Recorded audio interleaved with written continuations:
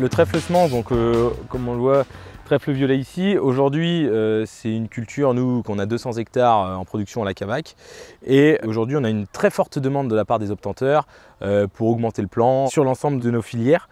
L'intérêt, il est double, aussi bien pour mettre sur les circuits courts que les circuits longs. Donc circuits courts, donc directement à la Cavaque pour mettre dans nos couverts pour la pro, et les circuits longs pour que les demandes obtenteurs directement.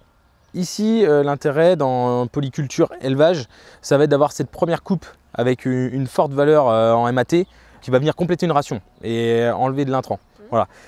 Derrière, ça va permettre aussi d'avoir quand même un aspect de culture de vente de par la graine. Le trèfle violet, ça a aussi un intérêt agronomique assez intéressant. C'est un super précédent qui va jouer sur 2 années, de par son système racinaire et aussi l'apport en azote que ça restitue pour la culture qui suit. Donc à l'origine, pour trouver un peu de la nouveauté dans l'exploitation, on s'est penché un petit peu sur le trèfle violet. On trouvait que ça pouvait être un compromis intéressant. Donc il y a 4 ans, on s'est lancé, on avait mis 7 hectares en place. Et c'est vrai que ça a été positif dès la première année. Nous, on fait tout en enrubanage la première coupe, donc autour de mi-mai, avant qu'il y ait trop de boutons de sortie pour garder le maximum de valeur. Et donc on enrubane tout ça et après on le valorise nous avec nos bêtes à l'engraissement. Et aussi pour les bêtes d'élevage, l'hiver, il y a une partie de la ration qui est avec le trèfle violet enrubané. C'est vrai qu'on sort des valeurs de 17 à 20 de MAT depuis 4 ans, donc on est super content.